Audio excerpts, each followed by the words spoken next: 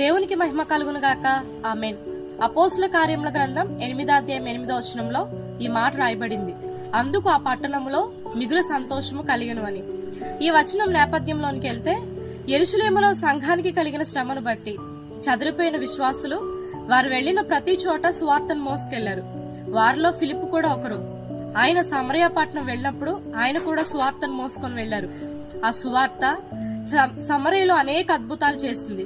సమరయకు సంతోషాన్ని కలిగించింది. సమరయలో సంతోషం కలగడానికి కారణం యెరూషలేములో శ్రమ. అన్నిసార్లు శ్రమ అపవాది ఆయుధమేమీ కాదు. కొన్నిసార్లు అది సువార్తకు సాధనంగా మారింది.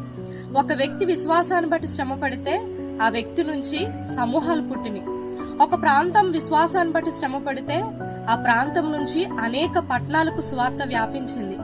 ఒక రాజ్యంలో విశ్వాసానికి శ్రమ కలిగితే ఆ సువార్త ప్రపంచానికి, సర్వలోకానికి వ్యాపించింది. కనుక శ్రమ సువార్తకి సాధనం కూడా.